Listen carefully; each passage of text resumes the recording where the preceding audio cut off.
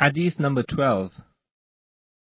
عن أبي الدرداء رضي الله عنه قال قال رسول الله صلى الله عليه وسلم ليبعثن الله أقواما يوم القيامة في وجوههم النور على منابر اللؤلؤ يغبطهم الناس ليسوا بأنبياء ولا شهداء فقال أعرابي حلهم لنا نعرفهم قال هم المتحابون في الله من قبائل شتى وبلاد شتى يجتمعون على ذكر الله يذكرونه. Rasulullah sallallahu alaihi wasallam had said, Almighty Allah will on the day of resurrection resurrect certain groups of people in such a state that their faces will be radiant with light. They will be sitting on pulpits of pearls, and others will envy their lot. They will neither be from among the prophets, nor from among the martyrs. Somebody asked Rasulullah sallallahu alaihi wasallam to let him have more details about these people, so that he may be able to recognize them. Rasulullah sallallahu alaihi wasallam replied, They will be the people who belong to different families and different places, but assemble at one place for the love of Almighty Allah, and are engaged in His zikr.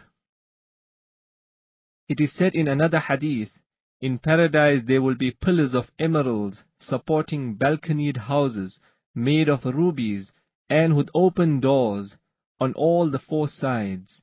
These will shine like brilliant stars and will be occupied by those people who love each other for the sake of Allah, and who assemble at a place and meet each other only for His pleasure. Nowadays, the religious devotees are criticized and ridiculed by everybody.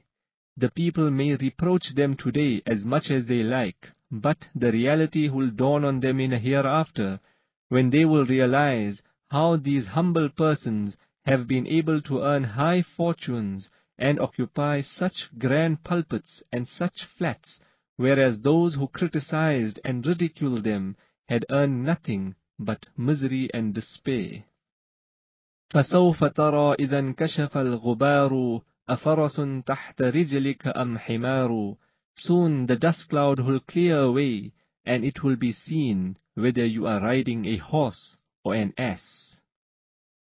How blessed in the eyes of Almighty Allah are the khanqahs, that is places where zikr is practiced, which are the targets of abuse from all quarters, can best be judged from this hadith in their favor.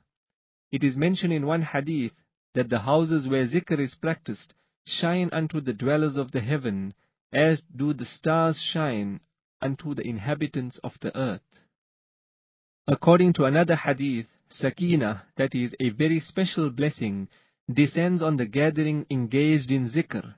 The angels surround them, the divine mercy covers them, and Almighty Allah mentions them on His throne. Hazrat Abu Razin radiyallahu anhu, a Sahabi, narrated that Rasulullah sallallahu alaihi wasallam had said, Shall I tell you something that will strengthen your iman and earn you the blessings of Allah the Great in both the worlds? It is the gatherings of those who do zikr of Almighty Allah. You should make it a point to take part in them, and when you are alone, do as much zikr as you can. Hazrat Abu Hurairah radiyallahu anhu has explained that the houses in which zikr is done appear to be as bright and shining as are the stars to the dwellers of the earth. These houses are so bright because of the light of zikr. They shine like the stars. They are people who are endowed by Almighty Allah with spiritual insight and are capable of seeing this light in this very world. There are some who can recognize the spiritual persons and their houses from the special radiance emitted by them. Hazrat Fudail bin Iyad, rahimahullah, a famous saint, has said that the houses in which zikr is practiced shine like a lamp unto the dwellers of the heavens. Sheikh Abdul Aziz Dabbagh, a saint of recent times, was illiterate, but he could clearly distinguish between the verses of the Quran Hadith Qudsi and Hadith Nabawi. He used to say that the words coming out from the mouth of the speaker carry a distinguishing glow, and that the words of Almighty Allah carry one kind of radiance, and the words of Rasulullah sallallahu alaihi wasallam carry another kind of radiance, while the words of others are devoid of these two types of radiance.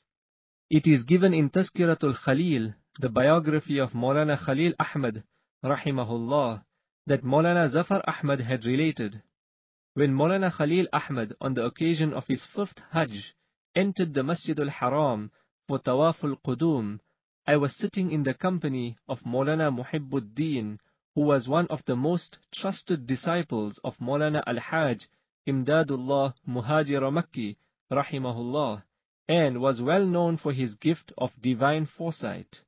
He was then engaged in his usual recitation of salawat from a book, when all of a sudden he turned to me and said, "Who has entered the haram? The whole of the haram has been flooded with his radiance and light."